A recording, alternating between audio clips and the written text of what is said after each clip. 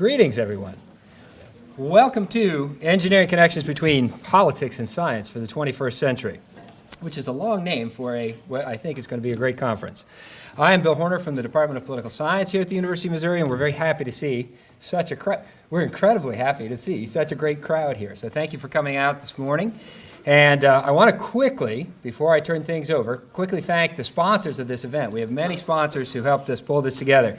Mizzou Advantage, the Colleges of Arts and Science, Engineering, Education, ORG, the Student Chapter of the American Society of Mechanical Engineers, Pi Sigma Alpha and the Political Science Club, and the Political Science Department. It's a lot of sponsors, but you need a lot of sponsors for an event like this. We want to thank all of the panelists and speakers who are here today, because can't have a symposium without people who are willing to come and talk to us. And so we're very happy with everybody's participation. I want to thank everybody who's here. There are a lot of there are faculty and students and university officials, and we're very happy to have all of you here. I want to thank Barbara Wills from the conference office, who helped us think of details we never would have thought of on our own in putting this together. Sarah Turner from the Political Science Department, who works miracles for us every day. Mike Watson and Jacqueline Sandone from the Arts and Science computer gurus, who are helping us capture this thing so it can live forever on the web. And Charlie Triplett from the College of Engineering, who did all our posters and the programs you've got and all of that good stuff. And most importantly, I want to recognize all the students. This is a student-organized, student-created, student-run event. And we have members of Pi Sigma Alpha and Political Science Club, the Society of Mechanical Engineers, College of Education ambassadors. And I want to point out just a few students particularly who really put in long hours working on this. Sammy Hall, Maxwell Karasek, Katie Otting, who has a birthday today. We can wave at Katie. Where's Katie? Oh, she's hiding if she's in here. All right. Rachel Jag, Taylor Smith, and last but not least, this young man here, Mark Canellis, whose idea this was. And so without Mark, we never would have had this. And Mark worked incredibly hard to make this a reality. So here's Mark. He's going to introduce Senator Bond, our keynote speaker, and thank you again for being here.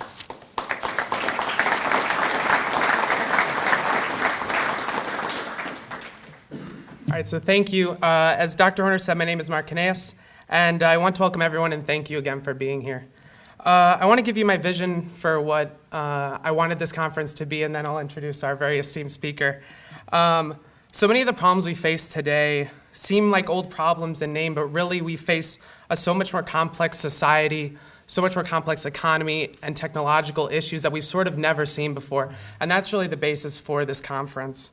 The current method, having politicians care about policy, having journalists care about media, and having scientists sort of ignore the both and only sit in their cubicle, will not solve the problems of the future. A lot of people have recognized these failures, but at some point they believe that a future generation will take care of this, that some future group of politicians will solve these problems, and we'll just sort of wait for that to happen. But I'm not willing to wait for that to happen. That's why this conference is in place today. Today we only address 6 of the countless problems. What is the real future of our space program? How do we walk the line between environmental regulation and economic development? How do we reestablish our educational pipeline to create the next generation of scientists and engineers? What is the true impact of our new patent law system? How can we create or increase scientific research and development to stimulate the national economy? And the 6th one is, how can we ensure that scientists and journalists communicate effectively together? So today we come together to really reject the problems of today reject the idea that the problems of today cannot be solved by the people of today. All of you students sitting here today, this is your future we're dealing with. So today we hope to show that by bringing in the politicians, the engineers, and the scientists and the journalists, we can all come together to solve these problems. Only together can we really take steps towards some of the progress we hope to have. And today we'll take the first step towards that. With that being said, it is my hope that this conference is just the beginning of a much larger conversation that will persist beyond today. I have the true honor and privilege of introducing a man who saw this vision much longer before I even saw this vision. He agreed to be a part of this before we really had any of the speakers. He was the very first person to say okay, and to have someone of his esteemed stature is really an honor and a privilege to introduce him. It was his willingness to participate, like I said, with the other 2 featured speakers who will be later today, that really legitimized this conference. When I told people that they should come and participate in a panel, they didn't really respond, but the minute I said Kip Bond was going to be here, they said okay. So he's much more than the life sciences building who many of you have seen. He's truly an honor to meet, and I hope you all will enjoy his speech. So please welcome former Senator Kip Bond. Thank you very much, Mark.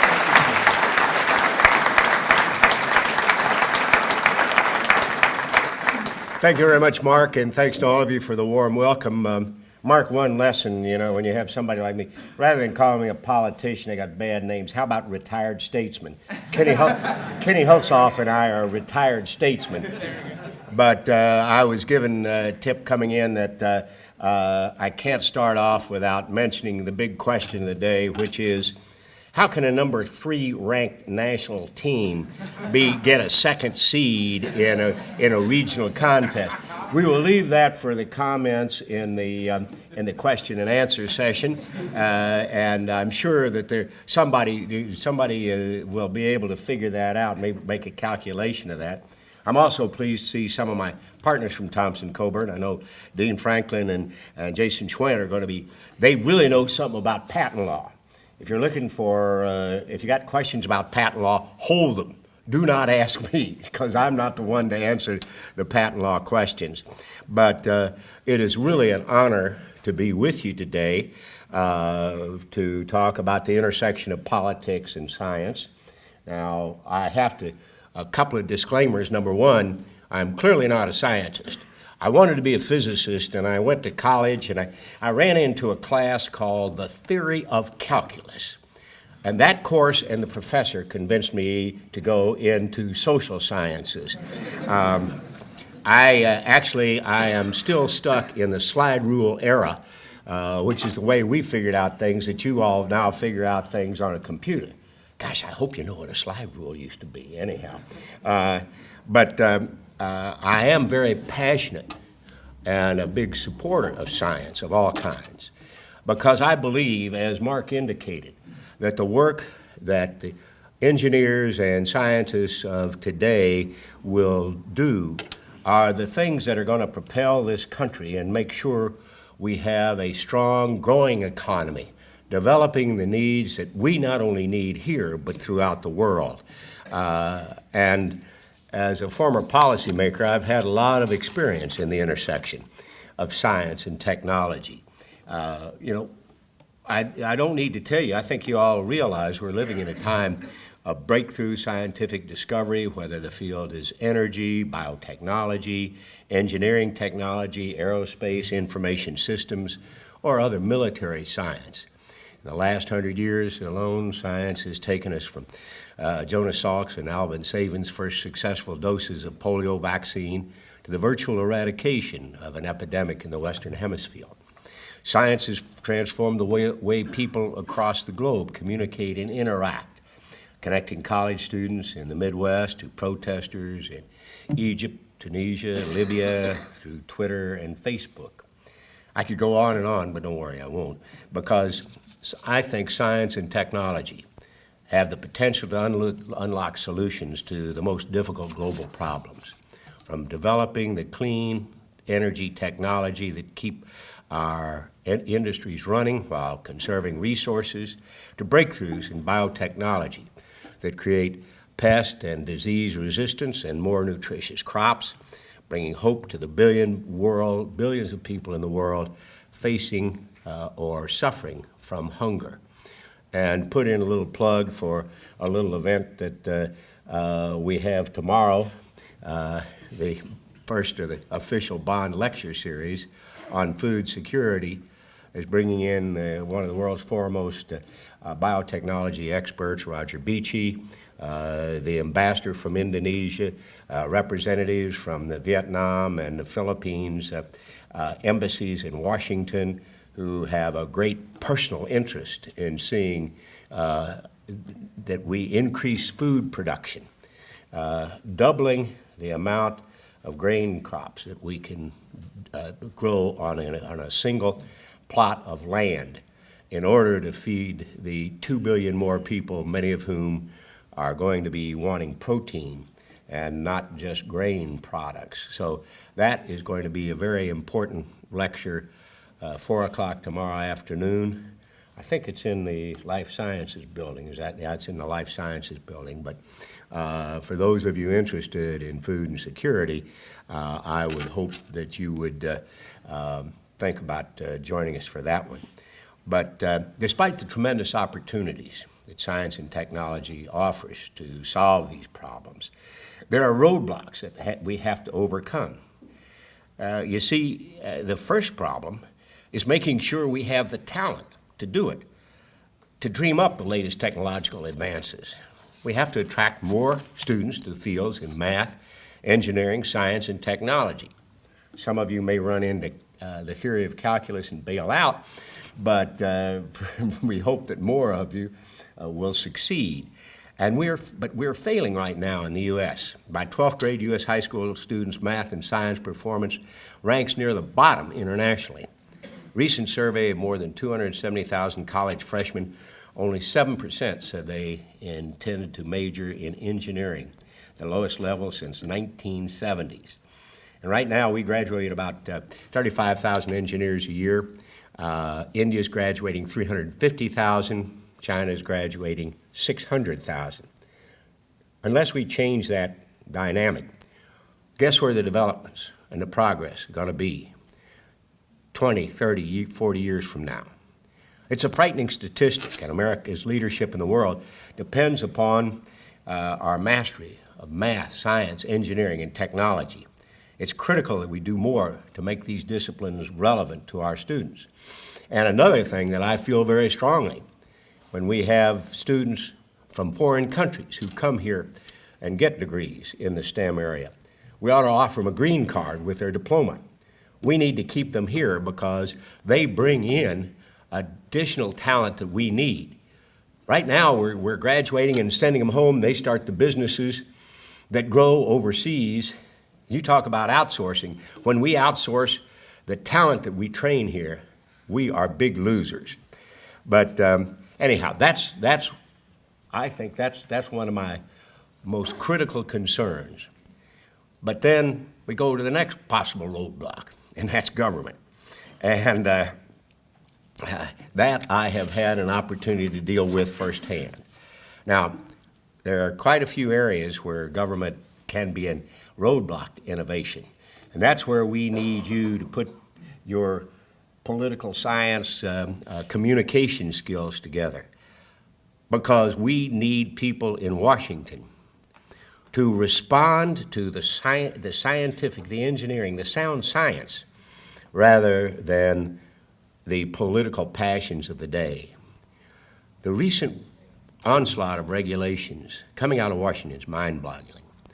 The Labor Department, which recently told Boeing it couldn't open a new factory in South Carolina, has 100 rulemaking in the pipeline.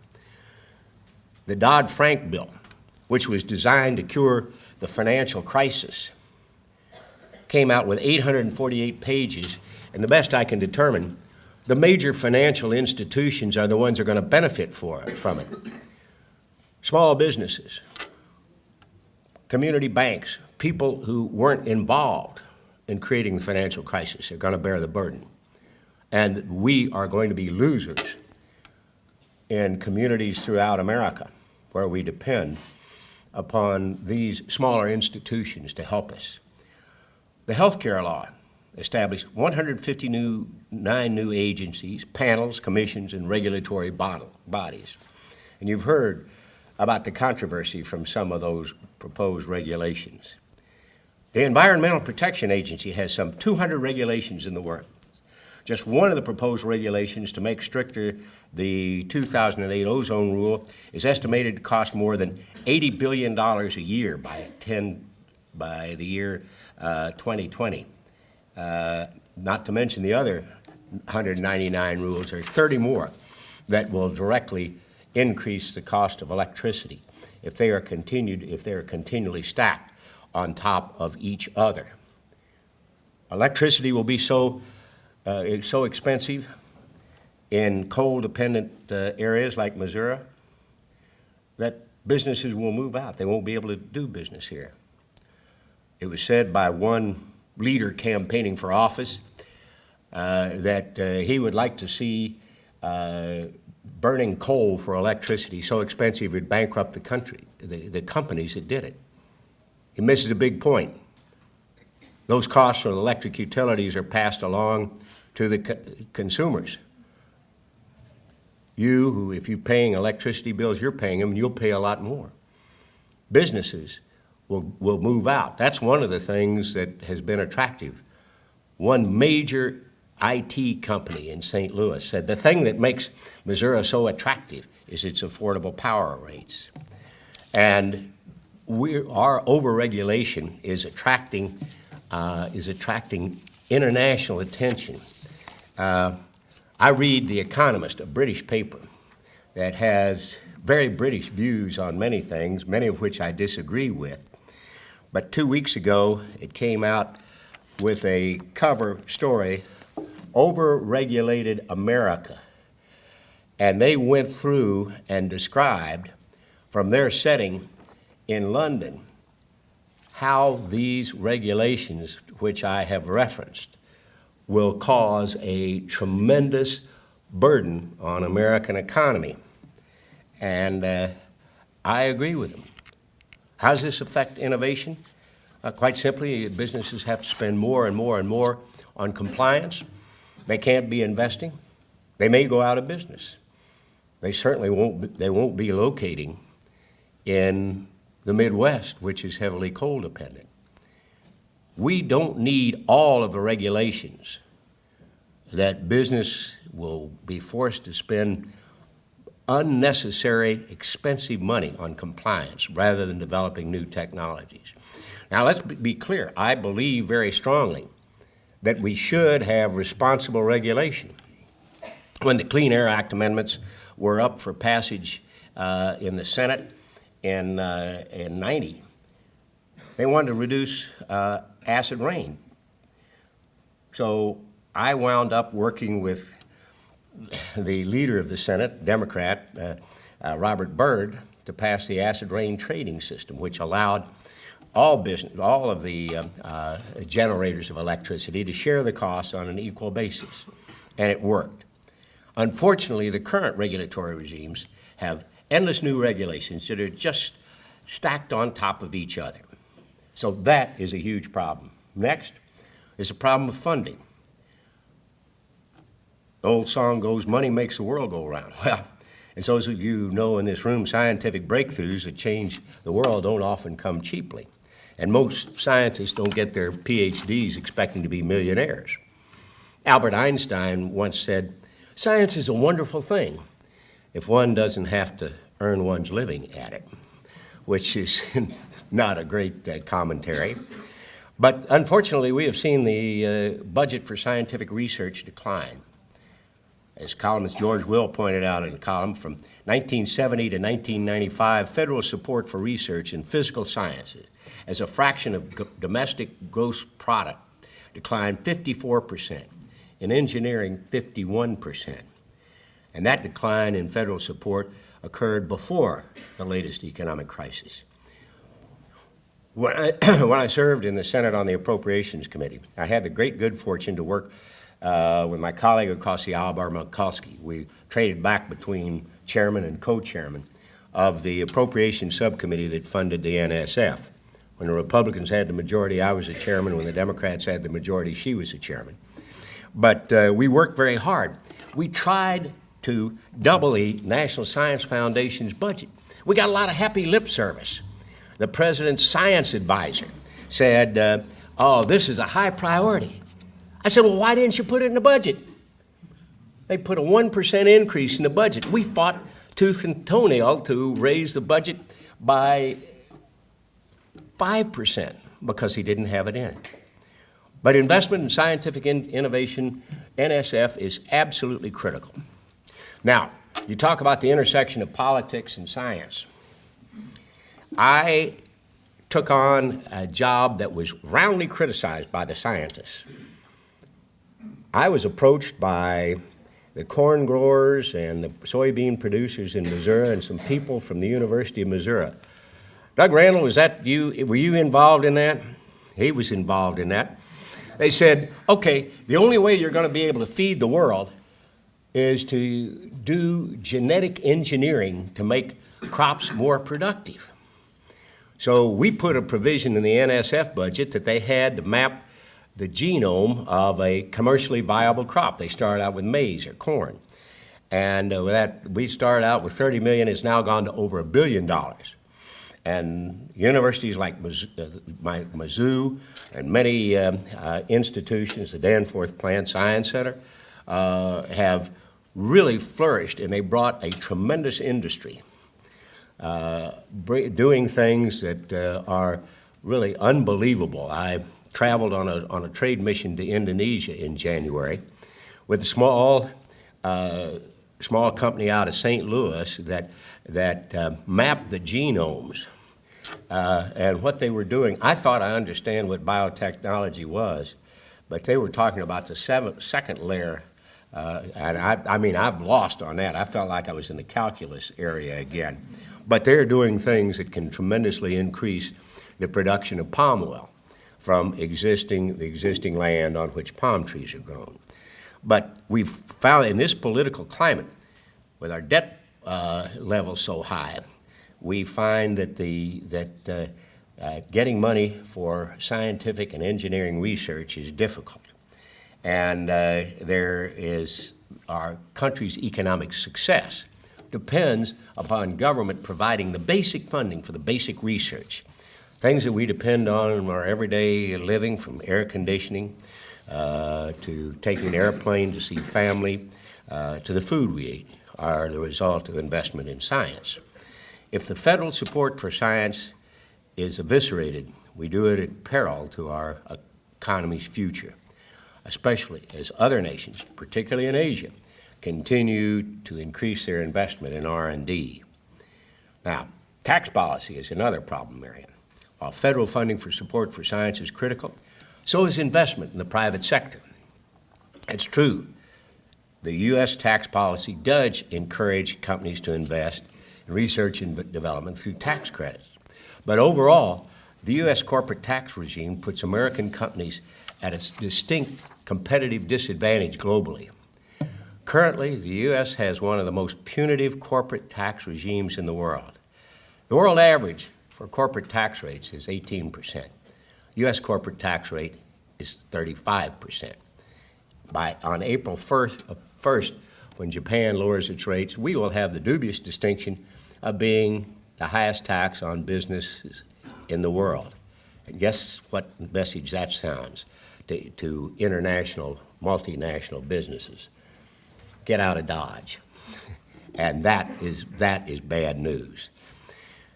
Despite the populist fervor, penalizing American companies or American small businessmen through the tax code not only places the businesses at a competitive disadvantage, but it also gobbles up dollars that could be spent on R&D. Now, hand in hand with tax policy go the problem of subsidies. With problems our tax regime spells for the future of R&D, so too is the federal government's recent practice of using massive federal subsidies and mandates to pick winners and losers. It's most evident in the administration's push for green technology.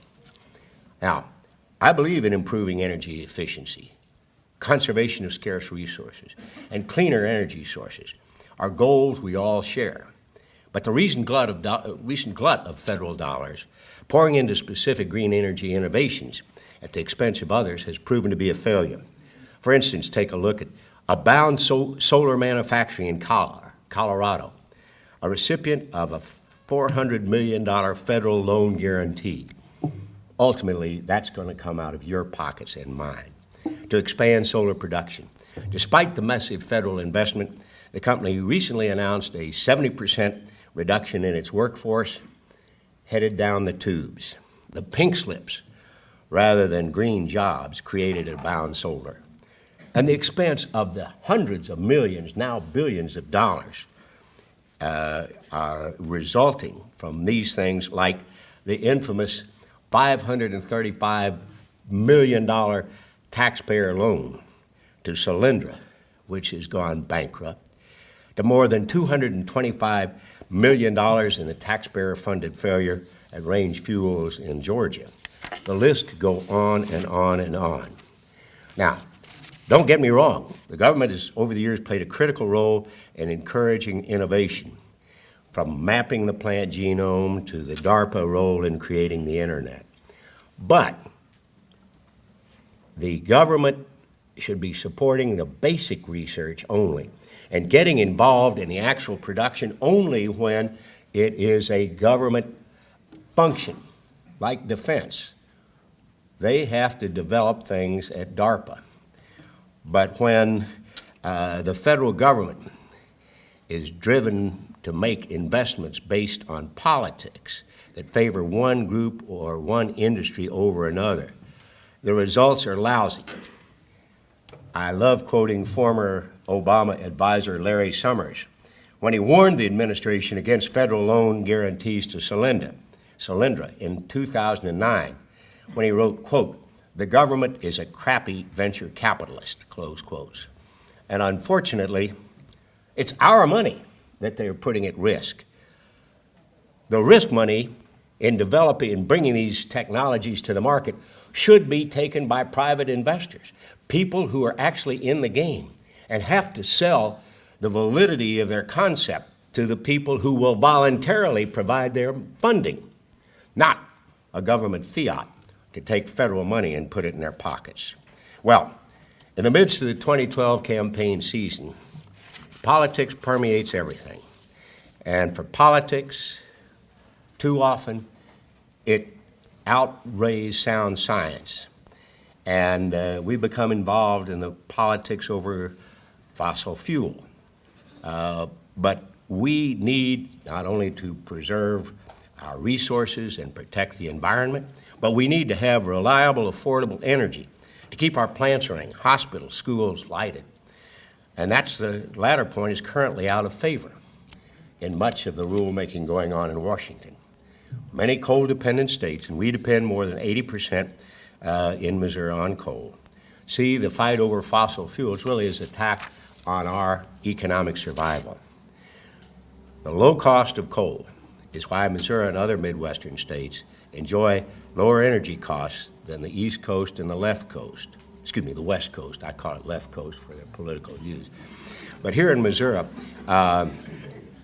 we have made coal burning much less polluting. We've taken over 80% of the pollutants out of coal with the ongoing developments and innovations that we put in. So we need to focus on making sure our sources of energy are as clean as possible, but without causing economic distress. So it's not just an American problem. It's not just in energy. I've traveled across the world, and I've seen the Luddite-type hatred that we have seen from a small but very vocal group of anti-ag biotech protesters.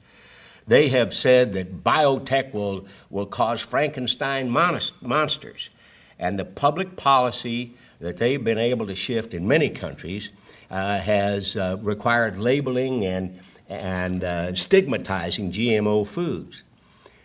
As early as the late 90s, I was visited by a group of British GMO scientists who came into my office, and they said, "You've got to do something. You've got to educate the public. You've got to educate your decision makers on the value that GMO foods bring and how they're more tested more extensively than non-GMO foods." He said, "We were working in our laboratories. We were working in our laboratories, coming up with these great innovations that can feed the world." Well, the Luddites were outside stirring up hatred, and people tore up our fields, attacked our buildings, and brought physical violence against it, as well as government regulation.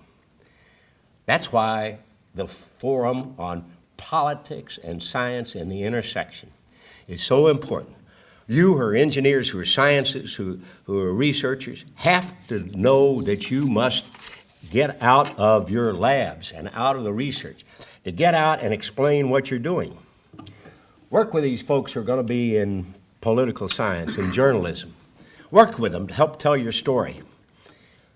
How do you tell your story? It's very simple. You start at the grassroots. That's where you live. Start working right there. Tell the people you know. If you got a great discovery, offer to speak to a civic club, have an interview with a newspaper or radio. When your local congressman or your senator comes into your area,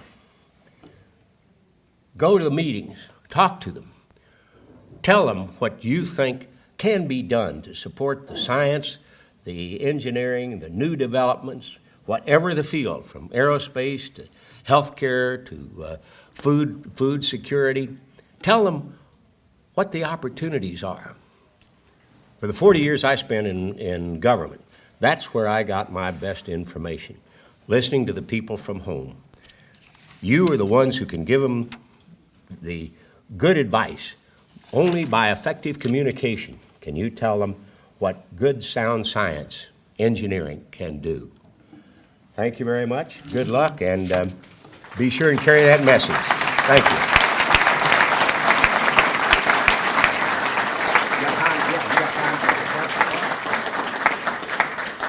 All right, we have time for just a few questions. We have a panel that starts at 9:45. I understand a lot of students are getting up because you have class to get to. Oh, that's all right, Bill. They normally get up and walk out when I talk anyhow.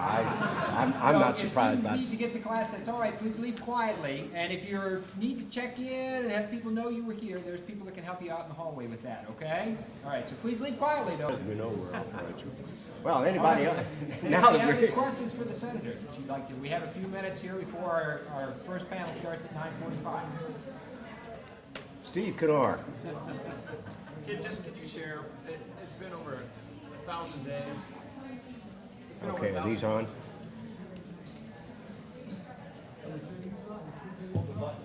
Maybe I'll just say it. Get me a slide rule. I can't operate the microphone.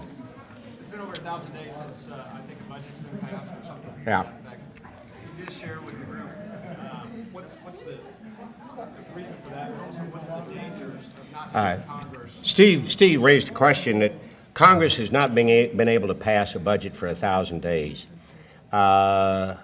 Here's a very partisan view.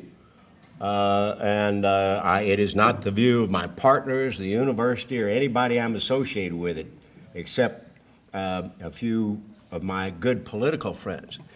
But when the Obama spending package came down, it was so large, they didn't want to put it on the floor of either house because people would have to explain the trillions of dollars that were going to be added to the debt. And most of the even the people who were willing to go along on a final vote for these spending packages didn't want to vote for a budget that was that big. I always voted for the budget to keep the budget as low as possible. Then we went to work on what was in it. But when you don't have any guidelines, it's like giving your kids an unlimited credit card and send them to the grocery store, the candy store, and wherever they want. No questions asked. Now, in the last year and a half, the House has passed a budget. They passed good budgets. They sent it to the Senate. Harry Reid, the leader of the Senate, will not bring it up. So there is no constraint. There is no constraint on the ability of Congress to spend without a budgetary limitation. But doesn't it also limit Congress's ability to do the things you did with like the NSF funding? Where you take Well, you're fighting. It was a big fight to get NSF funding in the budget. That was the problem. But they took all the constraints off, and they sent a stimulus bill that had no controls on it at all. But it funded social programs rather than infrastructure programs, rather than research, rather than engineering, rather than the things that the country needs. Yes, ma'am. I'd like a bipartisan answer to that question, because, you know, the truth is, we all live in the same country. Right. And we have to overcome these gridlocks that Right. exist. So what would you suggest to the citizenry in a positive way that we can? We have to demand people work in a bipartisan basis. I've passed a lot of measures in Congress In appropriations, I worked with Barbara Mikulski and Patty Murray. We worked out our differences. And legislation is only good when you have both sides taking part in it. In 2009 and 2010, Republicans were wiped out. We were not consulted. We were not allowed to offer amendments on the floor. And that has caused a tremendous political divide. I'm hoping that the elections of 2012 will wipe the slate clean and go back to the days of Bill Clinton and George Bush, a Democrat and a Republican, both of whom I worked with very closely. Disagreed with them on some things, but we compromised.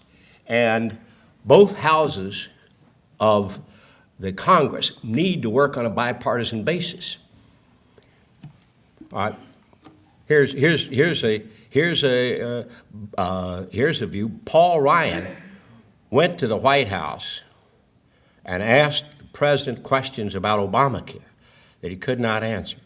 Paul Ryan has passed what I think is a good framework for a budget. He sent it over to begin negotiations. He was attacked personally.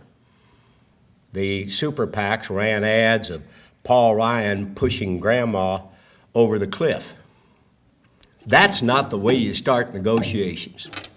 Well, having corporations spend so much money. It's individuals. It's individuals. It's individuals who are billionaires.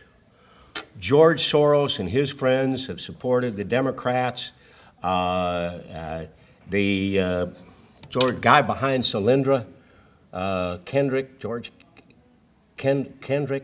he has put the money into Obama, and that's why we got the loan that went bad to Solyndra. On the Republican side, Sheldon Adelson is supporting Newt Gingrich and Foster Freeze, a billionaire from Delaware, is supporting Rick Santorum. And I know that the super PACs behind Governor Romney have got lots of money. Normally, those are not corporate dollars. Those are wealthy individuals. Those are wealthy individuals who are, they're taking advantage of the system that the Supreme Court set up. I think we made a big mistake in McCain-Feingold. We cut off the political parties from raising money, and that was at least disclosed, and there was a responsibility. Now you don't know who, you see these super PACs with no name on them.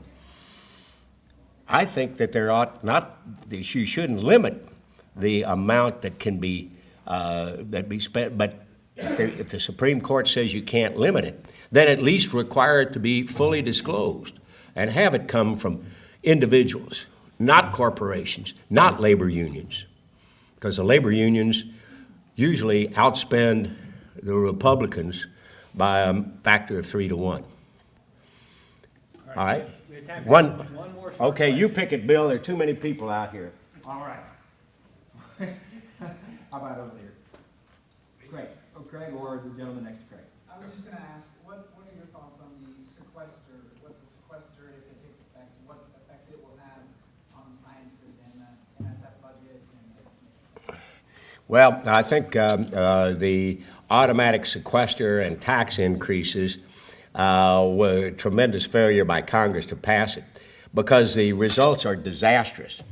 The defense budget would be obliterated, and we are down now to the level where we can't afford to do the things we need to do with the threats we face now.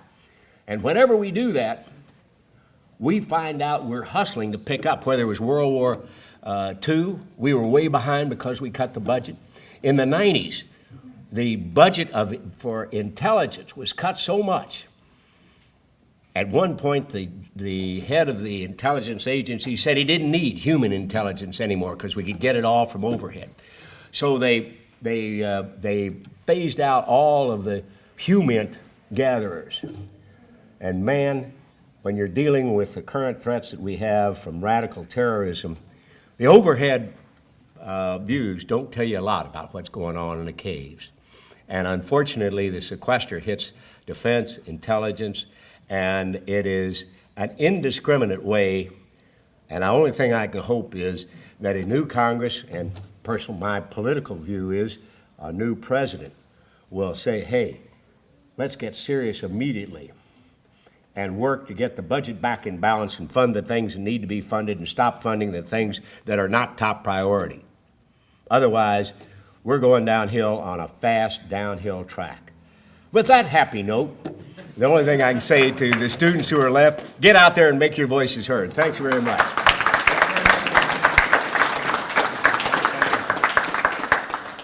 I'll give you this if you want the... Oh, yeah.